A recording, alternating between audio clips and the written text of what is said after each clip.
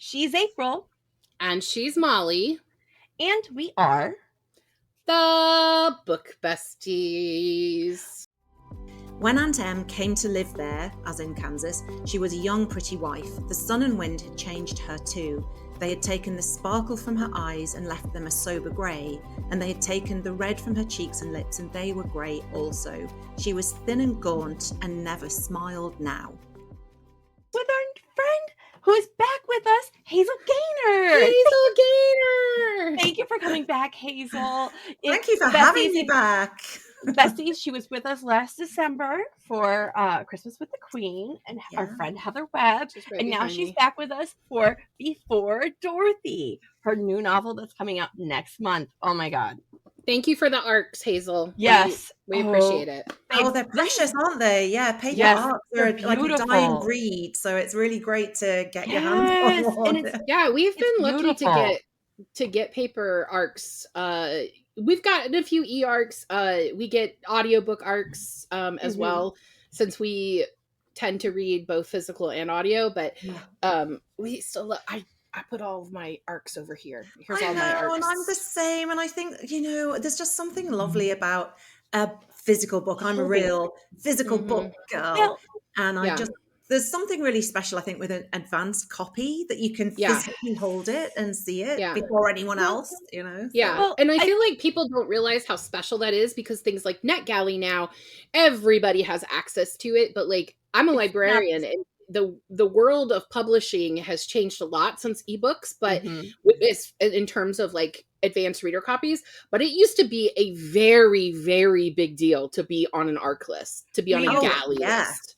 Yeah. When I used to go like yard sailing with my grandma, I would look for them because we lived in upstate New York, and there was a lot of vacation homes for the city up there. So I always got to find random arcs. Yeah. It was like, I'm always really like, we get as an author, and this is a side of the career that I had never even considered. Of course, you get sent lots of advanced copies of books to read and offer endorsements. And I still, I always think how lucky I am, because there's people, and you can see people on social media desperate to get their hands on a book that's coming out, and one just lands in your door, and it is a really, you're right, it's a really great thing to have an early read of something that you're looking forward to. Well, so I'm and we like it too.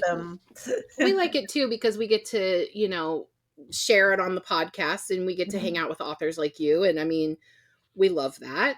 We love it. And we're so happy to have you back again. That episode that we did in December with your writing partner, Heather Webb, was just so fun. And it's just awesome. It was great. We had such fun. And it's nice to know I didn't disgrace myself, and I've been invited back solo, so that's always good. Of course not. Of course. So I would love to start with your bio, and then how about you do the synopsis for us, love? Yeah, let's do it. Yeah, okay. Hazel Gaynor is an award-winning New York Times, USA Today, and international best-selling author, known for her she is. deeply moving historical novels, which explore the defining events of the 2000th century. Why am I terrible at speaking? Who knows? Shortlisted for multiple awards in the US, UK, and Ireland. Her most recent novel, The Last Lifeboat, was a Times of London Historical Novel of the Month, shortlisted for the 2023 Irish Book Award, and won the 2024 Audie Award for Best Fiction. Heck yeah.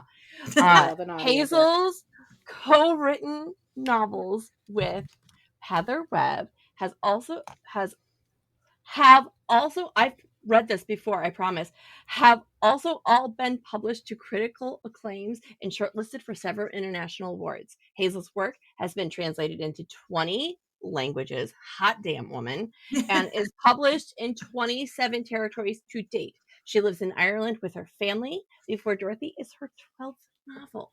12th? I mean, she's been a busy lady. Is that 12 solo, or is that 12 including with Heather? No, that's 12 including with Heather. Yeah. It's amazing. What a career. It has to still be amazing every time the new book comes in the mail for the first time, and you see everything you've been working on just And look at that cover. in this. That is In gorgeous. this. Like, The that cover, is. they did such a great job, and I I love love this font. I'm so pleased you said that, because this is a little nod to the title card of the Wizard of Oz. Yes. And we were so excited when that was picked up on in the first Wicked movie. That obviously the Wicked has its own typeface, but when the movie begins after the first opening scene, and the Wicked, and it's the same typeface as the Wizard of Oz, and there's a little nod to that in the US edition of Before Dorothy. So we'll get into that with our questions, but there's a lot of lovely nods to the Wizard of Oz in here. You can tell I'm a fan. Yeah, you want me to read the synopsis? Yeah, please, my love. Let's do it. Long before Dorothy visits Oz, her aunt Emily Gale sets off on her own unforgettable adventure. Chicago, 1924. Emily and her new husband Henry yearn to leave the bustle of Chicago for the promise of their own American dream among the harsh beauty of the prairie. But leaving the city means leaving Emily's beloved sister Annie, who was once closer to her than anyone in the world. Kansas, 1932. Emily and Henry have established their new home among the warmth of the farming community in Kansas. Aligned with the fickle fortunes of nature, their lives hold a precarious and hopeful purpose until tragedy strikes and their orphaned niece Dorothy lands on their doorstep. The wide-eyed child isn't the only thing to disrupt Emily's world. Drought and devastating dust storms threaten to destroy everything, and her much-loved home becomes a place of uncertainty and danger. When the past catches up with the present and old secrets are exposed, Emily fears she will lose the most cherished thing of all, Dorothy. Bursting with courage and heart, Before Dorothy tells the story of the woman who raised a beloved heroine and ponders the question, what is the true meaning of home? I love it. Dun, dun. Love it. Dun, Love it. dun, dun. Yes. So, Besties, reminder, this is a new release. We are not doing spoilers today. Yeah. Usually in a book, Besties, this book isn't even out yet. Yeah. So fuck you guys. This is our. I'm just kidding. We're very early. We're very early. It's good. We're very early. It's beautiful though. So you guys are getting a sneak peek with us. Before Dorothy, we meet Emily Gale as she is about to become the legal guardian of her niece, Dorothy. We all know Dorothy. Yeah. And we all know her story. So why tell Emily's story? What about Aunt Em called to you? Well, where does a story begin is always a fascinating question. And I actually had an inkling of an idea to write a Wizard of Oz reimagining way back in 2009. So we're a long time away from that. That was a contemporary sort of reimagining. Yeah. And I didn't really go far with that. I put it to one side, started to write historical fiction. And it was when I was thinking about possible ideas for this 12th book. And I have always been interested in an origin story of a well-known character in a well-known book, but I've never found the right story. And I was looking on my bookshelves for inspiration, picked up a copy of Gregory Maguire's Wicked and put it back down again because I thought, well, hell, he's already done it, So there's nothing left to say. Right. I went for a walk and no word of a lie, the name Auntie Em popped into my head. And I was like, Auntie Em, who is she? Yeah. So I kind of was, obviously, as we all do, I think, we imagine Auntie Em from the original movie, the 1939 movie, black and white. She's quite a stern, brusque woman, not particularly likable, older. Yeah. Sort of annoyed with Dorothy at the beginning. Yeah. And that's the vision I think we all have of Auntie Em. But I went back to the original book, L. Frank Baum's The Wonderful Wizard of Oz. And there's a line in here, and I'm going to read you a tiny line from this book because this is why I wanted to tell Auntie Em's story. And in the opening chapter, it says, when Aunt Em came to live there, as in Kansas, she was a young, pretty wife. The sun and wind had changed her too. They had taken the sparkle from her eyes and left them a sober grey, and they had taken the red from her cheeks and lips, and they were grey also. She was thin and gaunt and never smiled now. And I was like, what the hell's gone on here? Why? Right. What has changed her? Something happened. Something broke this woman. Yeah, absolutely. So that's beautiful. From the movie and this sort of finished version of this elderly lady, and there's no mention of Yeah. age in the book, so that was just Yeah. GM's decision to make her that way. So I saw her very differently. I saw a very young woman who obviously had Mhm. moved to the prairie from somewhere else, Yeah. and her whole life had changed. So there was Yeah. a life that had happened before that, and then the other Yeah. question, obviously, that were never answered in the movie or in the book even, is why is Dorothy living with Auntie Em and Right. Uncle Yeah. Henry? Where are her parents? And what relationship is she to them? So there's Yeah. loads of gaps in this incredibly well-known story. And for me as a novelist, that's like gold. I was like, Oh Yeah. yeah. wow, there is Well, a fascinating story to tell here. And that was my in. Yeah. Well, that's really interesting because a lot of times when we get these retellings and you think about, the book Wicked, um, it's a retelling that tells the main character story, Mhm. like the character that we know. And what you've done here is taken a character that we didn't have a story for, that Yeah. we get. I mean, if you've only read the movie and haven't read the book, she's maybe in what, 30 minutes of the whole film. Yeah. We Not don't Maybe even. know. not even. I don't think We she's don't even know in her that I long. think story. it's like less than 10 minutes. It's Yeah. gotta Yeah. be. And the And it's same something in that the I've always original wondered, like, book. yeah, I've She's always got wondered, why is she three living words. with. Yeah. It's like it's Star Wars, right? Why is he living with Uncle Ben, right? Yeah. Why is Yes, he living with absolutely. But It's unanswered. we didn't just become a yak farmer in the desert out of nowhere. Yeah. right. And Right. I really think those, why do we want to read a reimagining or an origin Right. story? And there is that, there's the draw of the nostalgia and the love of something, whether Comfort. it's Star Mhm. Wars, whether it's Little House on the Prairie, Little Women, Mhm. Wizard of Oz, You Wicked. yeah. There's a nostalgia to something familiar, but there's that Yeah. extra sort of, oh, yeah, because they were maybe a side character, or we hadn't ever considered why is the Witch of the West wicked. There's this Right. extra sort of intrigue as readers, as consumers, if you like, that we want to Mhm. understand that. And I just thought this was fascinating because I've clearly always loved the Wizard of Oz. I've just Yeah. adored this world since I was a kid. As I say, I'd thought about maybe a reimagining years and years ago, but this felt really true to my skills as a writer because I write historical fiction. I love Yeah. writing stories with big landscape, and where better than the prairie. And Right. Right. this all seemed to fit. And I think you've got to be really careful about stepping into such a beloved world of anything that Mhm. Oh you yeah. you You don't might want to step not on be the right toes. person to do it. And I think Right. maybe several years ago I didn't think I don't know what to do with that, I'm just going to leave it. So I think it was interesting that it came back to me after all these years of writing historical pieces, and I felt able to tackle it, and I just had such kind of passion and such Yeah. Yeah. joy for Right place, being right on time. this world. It Yeah. comes out on the page too. Yeah. And the Yeah. thing is that if people are they're not the same at all, since Wicked is about the Wicked Witch and Mm, this is Yeah. about Auntie M. mm. But if people are saying, "Oh, well, this is just another retelling," which it isn't, It's not. the tone is completely different between the two novels. I mean, completely different. I read Wicked when it first came out, before it was a Broadway show, and when they Oh were my god, yes. adopting Same. it into a Broadway So show, I was did like, how the fuck are they going to do I. I this? was like, what? That is I not know. going to be a good show. Like, I was like, time out.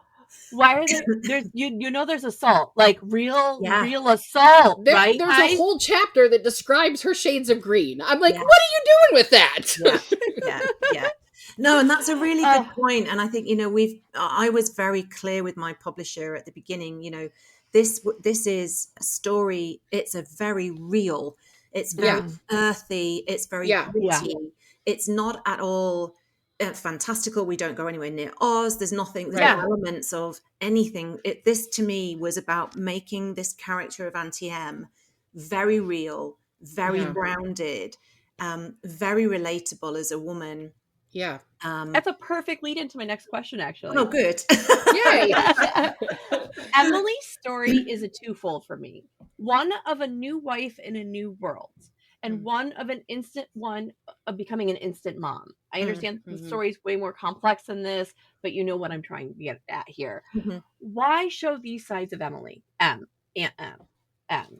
Well, and again, you know, this really comes from those lines in the Baum book, and and thinking about, okay, first of all, why is Dorothy living with her and Henry? So that, to me, I established a connection with Dorothy's mom, because we don't know anything categorically about that in the Wizard of Oz books, and there are many books. It's not just the Wonderful Wizard of Oz. Baum wrote, you know, dozens more.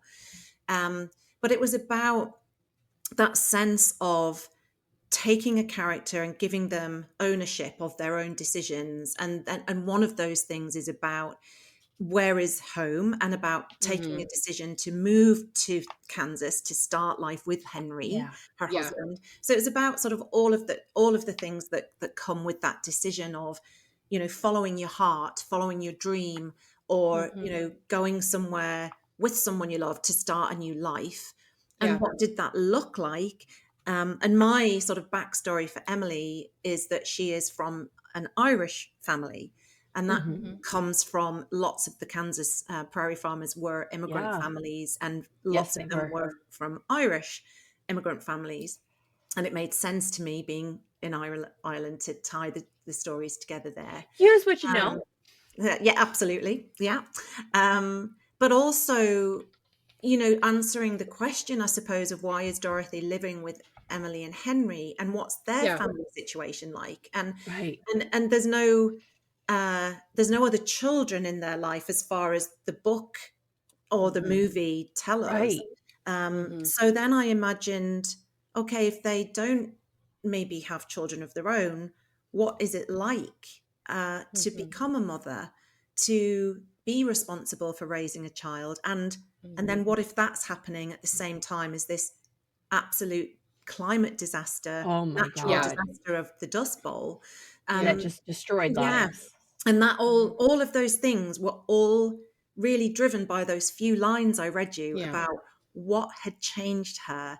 And you know, it's like becoming a wife, starting a new life, trying to find your way in these terribly hard conditions, being a mother, lots of things going on. Your brain is so fascinating.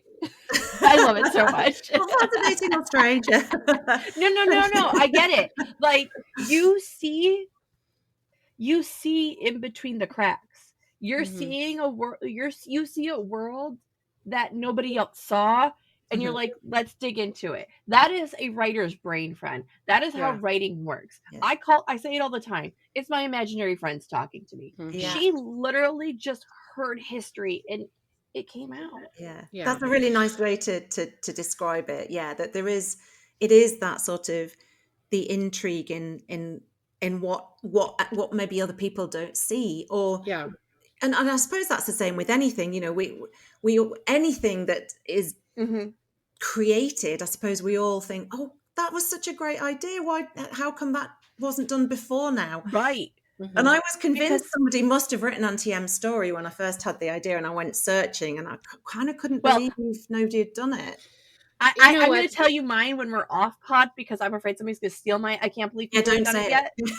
That's why I'm going to tell you when we're off the air. You know what's interesting, Hazel? I love that you brought in your own heritage, and I mean, because you're Irish. But I actually just had a conversation last week at the library where I work, which, by the way, you and Heather have a little cult following because I keep putting your books on display. Oh, wow. I love that. Love library. Thank you so much. I keep putting them around and being like, I don't read historical fiction, but I loved this. Read it. And I know you guys do. Yeah. And so I was just talking about Kristen Hanna's The Four Winds, which I haven't read, but they were talking about, that's about the Dust Bowl, and how many people in the book club that read it didn't know any history of the Dust Bowl. And I started thinking about this, and it is a deep part of American history, but the way I learned about it was from the novel in verse. That's a middle grade novel in verse called Out of the Dust. And Karen Hesse? Yeah, I read it. We don't learn about the Dust Bowl in our history classes here. I mean, there's a lot of things lacking in our history classes. It's passed over really fast. Like, it's talked about during the Great Depression era, but it's like, Okay. It's probably more prominent if you live in the Western states that were affected by the Dust Bowl, but Molly and I are not from the Western states. New Yorker, but sorry. but it's so interesting to me because this is a whole bit of history that is our history here in the US that we don't know enough about. Hazel probably knows more than we do. She probably does at this point because all the research you had to do. But to take Emily from Ireland to a big city to following her husband to go search for the American dream at a time when the economy was terrible.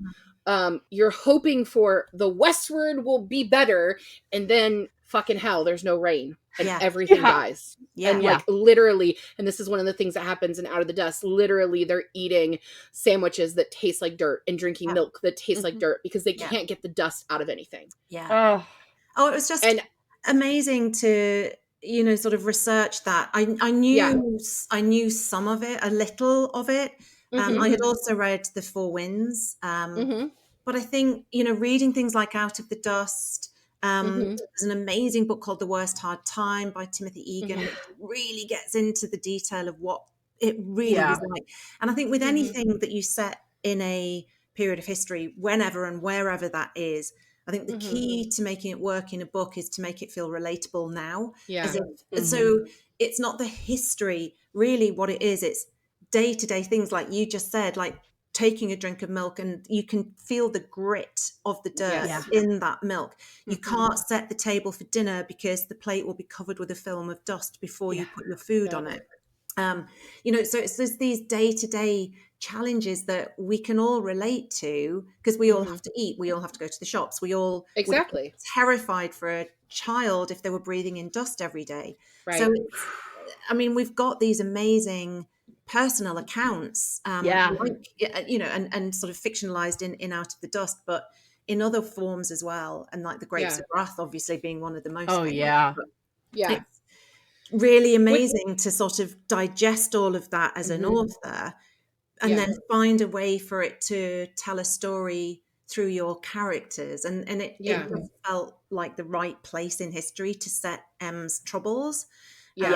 Again, going back to that line, but a little play as well, because obviously I was trying to balance elements of The Wizard of Oz. And for me, it was about what is my malevolent, wicked witch? Because I'm not telling that story. There isn't a witch. There isn't anything fantastic. It's a metaphor.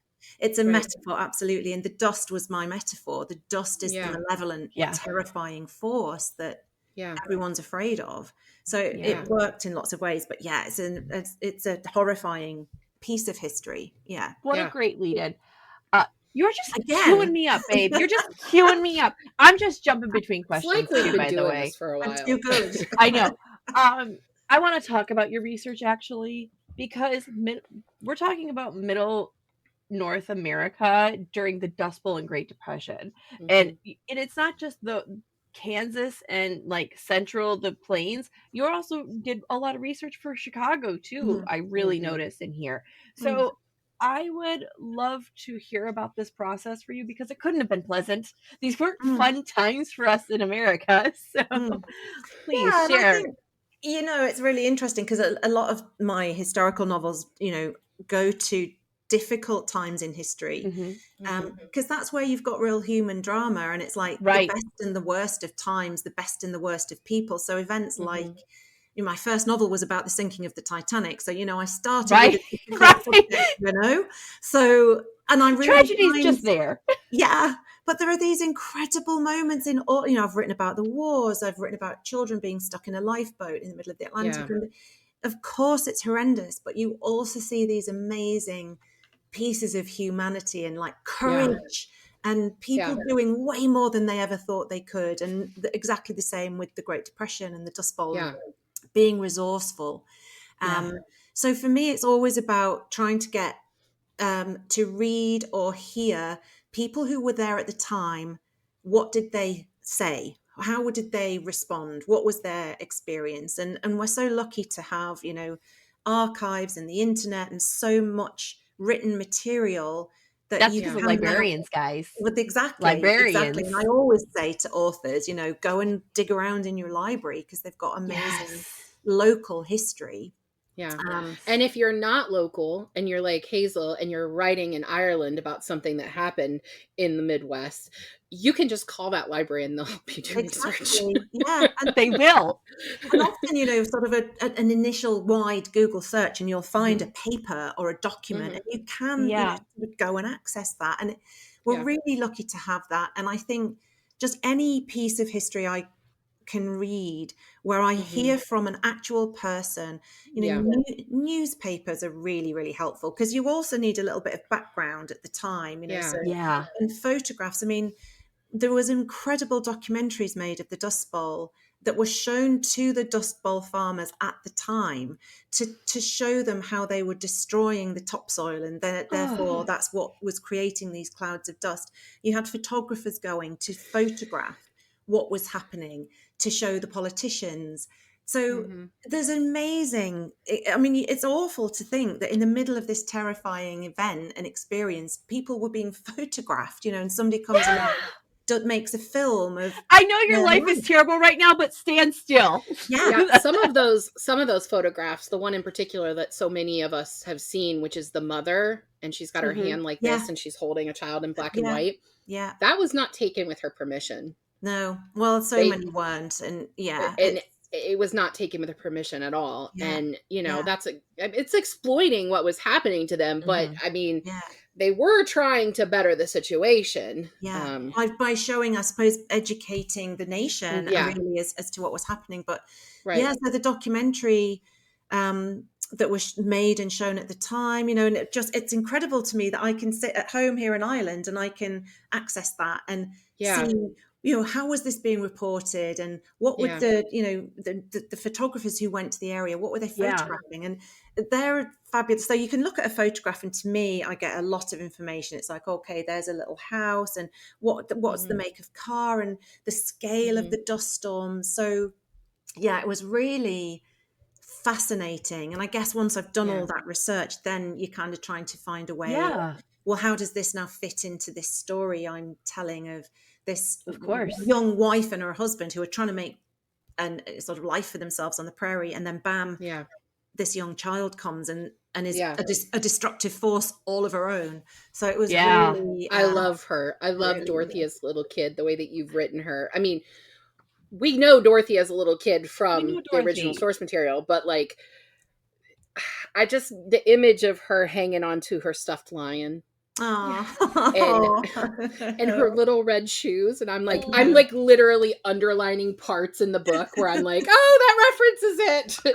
So I used green pen. Thank you so much, April. So, while Before Dorothy was obviously slightly inspired by The Wizard of Oz, I'm assuming, my brain kept going to Little House on the Prairie throughout this. Was this on purpose? Well, that's really interesting, because I very much was leaning into The Wizard of Oz, but I did also love the Little House on the Prairie books when I was a little girl. It was, and it was my jam, man. Well, it was my whole personality. Loved them. Me and my sister used to read those books to each other, and then we had the TV show, and of course, like, we just all fell in love with the way those books would, but we read the books, and still have those original, I think they were Puffin or Penguin published books.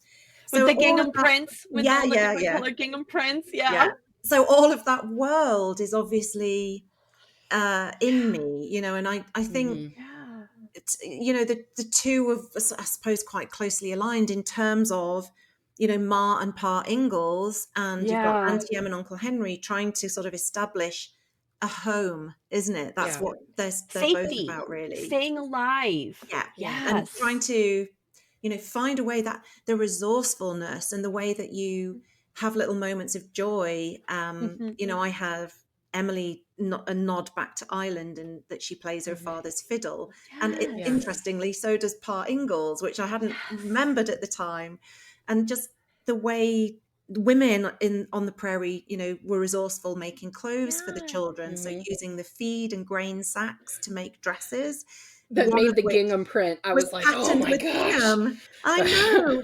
So again, it was sort of going back to, what did people really do? How did they really live at the time? And then sort of connecting the threads back to, oh, okay, well, that works in terms of Dorothy's iconic blue gingham dress.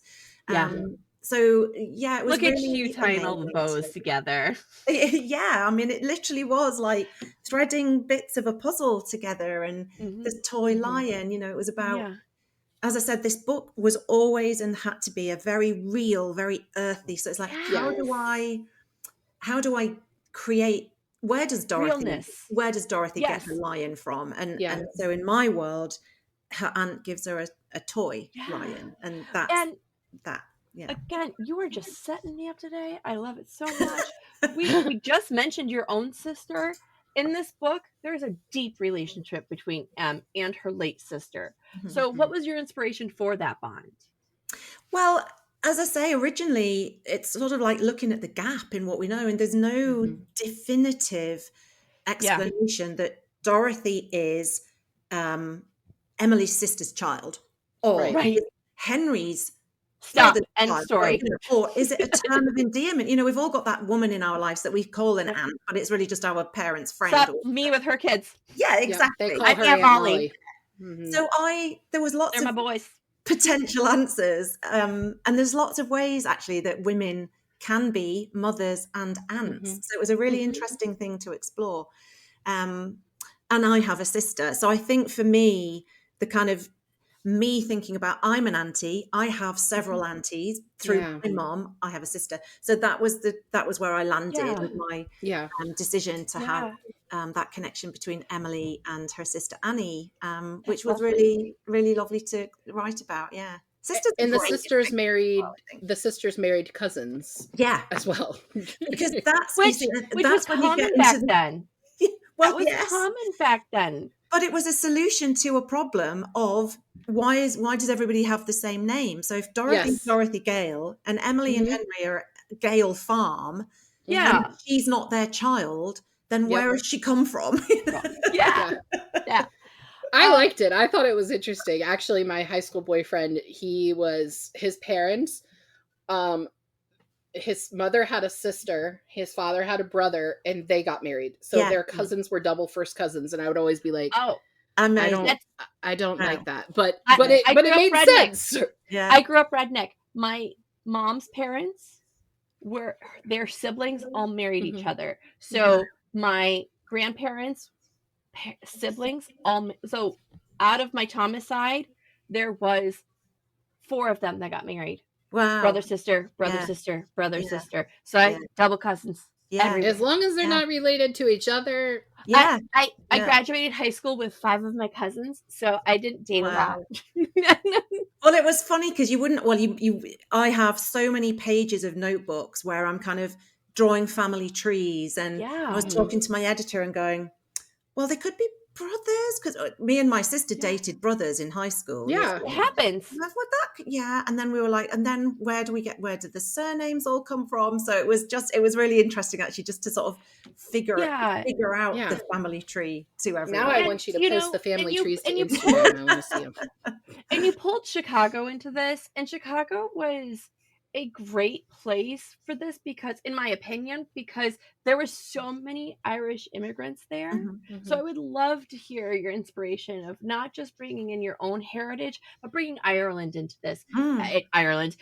Chicago into this. Oh my God, I'm an idiot. Well, Chicago into this. There's actually a number of reasons. First of all, Chicago's where The Wonderful Wizard of Oz was written. So that was my Easter egg nod to the original home of The Wonderful Wizard of Oz. And then, so I was thinking about if Emily comes from Irish roots and her parents have emigrated to move to Ireland for better prospects, etc. A lot of Irish settled in Chicago. And then the question of, well, if 2 young Irish women are trying to get employment, what sort of roles would they do? It was very domestic service or shop girl. Yeah. So that all worked for Emily and Annie and their other sister, Nell, who, again, totally fictitious. And it was part as well of thinking about Dorothy's imagination. So Dorothy goes to the Emerald City. She encounters all sorts of mystical, magical things. And I was, again, what's the reality? Where's the reality of that? And part of Irish culture, we're very famous for, lots of myths, folklore, stories of fairy folk, the little people. So it made sense to me to have a connection from the myths and stories that Dorothy might have heard as a little girl, that when she then has this imagined other world that she goes to, it's all formed from the stories she's been told and the songs that she's heard. So that made sense to me. It's so clever, Heather. Thank you. Hazel. Oh my God. I'm done. I'm never allowed to host a guest ever again. I'm just gonna go. Bye, guys. No. I couldn't help but picture the shop where Emily worked in Chicago as looking like the Wizard of Oz's home in the Emerald City. Like, just not green. But I kept thinking, that's an inspiration there. It absolutely is. And yay, I figured it out. There's another Easter eggy thing there about L. Frank Baum apparently was inspired to create the Emerald City from, it was the World Fair that was in Chicago. The World's Fair in Chicago. Yeah, World's Fair. And it was a white city. And that was apparently his inspiration, but he made it the Emerald City. Yeah. So, Chicago is the white city. In Seattle is the Emerald City. Like, that's the nickname for Seattle. Well, and then obviously you've got Ireland is the Emerald Isle. So it makes sense. Since you've mentioned it, is there any Easter eggs hidden in this book you really hope fans find? I know there were several. And like we start early with the lion, and there's a lot I could mention deeper in the book, but is there one specific you hope people notice that you buried really deep? Well, or is that a spoiler that you can't is that a spoiler you can't handle? Yeah, so I mean, all of the Easter eggs that are in there, if you know, then I hope it will feel like a little gift, a little kind of nod, a little kind of, oh, I know what that is. And the whole, what was really important to me is that if you come to this book, if you come to Before Dorothy without really knowing much about the Wizard of Oz or Wicked, or maybe it didn't have as big a part in your life, that you'll still, everything still makes sense. All of the pieces still hold up.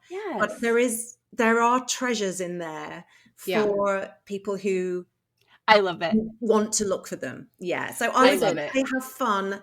There is a particular page that I'm very pleased with, more so, well, as much as the Easter eggs, but there's a particular page, I'll just say, that I really hope people will notice. I love that. I love it. Listen, as a fan of Pixar movies and Taylor Swift, I live for Easter eggs. So even if it makes us look like clowns sometimes. Now, what's funny is I could have said as a former English teacher, and I didn't. And you've no idea how much that and some of those Easter eggs literally came to me like a gift, and I'd be writing away and I'd literally I'd kind of go, oh, I'm so clever. That's that. Like I mentioned the gingham girl dresses that I, reading about how these dresses were made, and it was just, that's the gingham dress. You're like, I'm so clever. Yay me. Yes, literally every day. I mean, your research is evident on the page. It is. Like, you can see all over the page. And that is one of the things that I am super critical of when it comes to historical fiction. Stop. If the research isn't there, I'm like, don't waste my time. Do the research. Right. And I feel like you did it. Absolutely. You did good work. I'm so pleased because it is really important to me. I've always really gone there, and you do have to be careful that the research doesn't take over what's actually a novel. Absolutely. It shouldn't feel, because it will sidetrack your whole writing process. Exactly. Yeah. You don't want somebody to feel like, oh, here's the history bit. It should just feel natural on the page. But it is really, it's a really important thing for every historical writer I know. Really, really, it keeps us awake at night, you know, so it's great to hear it. And we interviewed Beth Revis recently, and she writes fantasy and sci-fi, and one of the things we talked to her about is how even those things have to be rooted in historical accuracy. There has to be a way that these things happen. And I mean, this is something that I feel like I've learned more from being the best friend of a writer and doing this podcast, is just how much research really goes into every book. It's exhausting. Yeah, it is. It is exhausting, because it's the work, you know, that really is the work, to be able That's to the then legwork, right? set your mind free, isn't it? Oh yeah. I'm in the middle of writing something sci-fi, but it's sci-fi with reality TV. So I'm doing research on reality television. And it is the depth of it in the books. It's wild. Well, I don't want to take it can be, you know, you can be researching you know, the really gritty years of the Dust Bowl, and you know, the huge duster that came on Black Sunday and what happened. Or you can just be researching what was it like to work in a department store in Chicago, and what did people eat for lunch. You know, so it takes really many does forms. vary. So Yeah. we do only have a limited time with you. So as we wrap up, I'd really love to talk to our guests about your upcoming tour here in the States, so I'd love for them to hear about it and what you have going on after that. Thank you. Well, after that, I'm going to be having a sleep, but yes, babes, you're going to nap. D&D, do not disturb. I'm embarking on team nap here at Book Besties. Totally doing that. So it's my Eras tour is starting in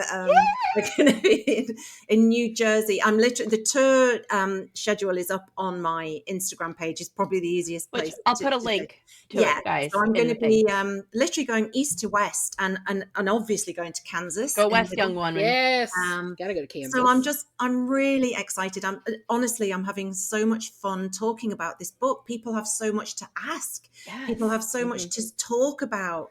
And it's one of the books that a lot of people are looking forward to this summer. It's in a lot of media right now. It's going to really anticipated, which is lovely. And I'm so excited to come to the States and back to some bookstores I've been to before, also visiting lots of stores I haven't been to before.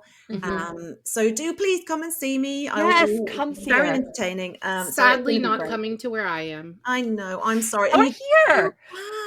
And I feel bad because every time I share my tour, somebody will always say, "Oh, I wish somebody that you know is like, hey, come see me. Come to Toronto." And I'm like, I need to go home to my family. Yeah, how dare you? Yeah.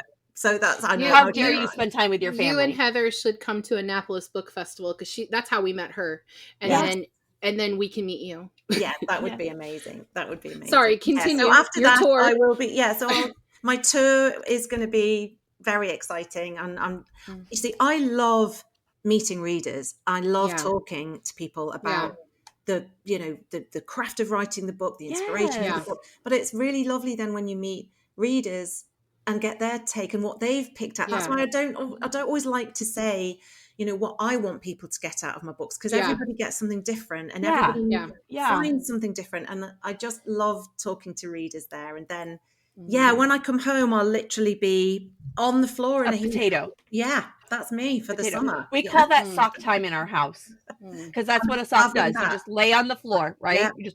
That's what I'm doing. Socks. Sock time. Sock time. I love it. Sock time. I love it. Well, we appreciate your time, Heather. Thank you so much. Thank you, Hazel, so much for joining us. Hazel, oh my God! Fucking hell! I'm glad you get a kick out of this, Hazel. I am glad you find me funny. I have to get a new writing partner. The names are too similar. I'm glad that you realize that I am just a doofus and that I do it on accident and I'm not doing it on purpose. You know what? This is funny to me because I've spent most of my life being called Helen, which is my sister's name. And even before I started writing with Heather, I'd also get called Heather.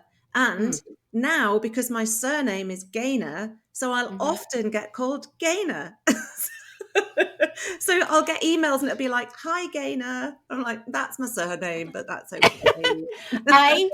My maiden name is Johnson. I grew up with a girl who was right behind me in school, Holly Jones. So Molly Johnson, Holly Jones. Oh, My I mean, whole school career, I got called Holly. yeah. Did this girl and I look anything alike? No. Were we in one of the smallest classes of all time in that county? Yes. Yeah. Doesn't matter. I get called Rachel. How do you get from April to Rachel? Wow. I don't know. That's a reach. Yeah. I mean, just pick a different month. I mean, hey, there are 12 of them. Hey, June. There are 12 of them. Yeah. Well, again, we appreciate your time. We know it's limited and you are on the other side of the world right now. So, well, kind of. Yeah. Well, kind of. Yeah. One way or the other. Across the pond. I'm a distance away. Distance away. So we thank you, Book Besties. We will see you guys same bat time, same bat channel. What talk about what we're doing next week? Please, I'm sorry. Hazel, you're amazing. Hazel. And we are very excited to host 2 more authors this month, which is just awesome. 3 authors in a row, which is crazy. But next week, we're doing The Betrayal of Thomas True by AJ West. And he's new to us. Oh my God. And amazing. So we'll talk to him next week. Yes. And we were given him by our friend over on TikTok, Dr. Susie. Dr. Susie Edge. The Edge. She's who the I'm best. a little bit obsessed with and may have just DM'd her again recently. And I hope she gets to come on soon. So, but we thank you guys for joining us today. Thank you, Hazel. Thank you, Hazel. Thank you. We will see you guys. We'll see you guys next time, besties. Enjoy. Bye. Bye. Thank you for joining us on Book Besties. Don't forget to like and subscribe. The views discussed here are those of April and Molly and not those of anyone else. Today's book was Before Dorothy by our special guest author, Hazel Gaynor. Your book besties are Molly Biggs and April Watkins. Editing by Thomas Watkins and music is Sleep Sweetly by Brigida. Don't forget to follow the Book Besties on Facebook, Instagram, TikTok, and YouTube.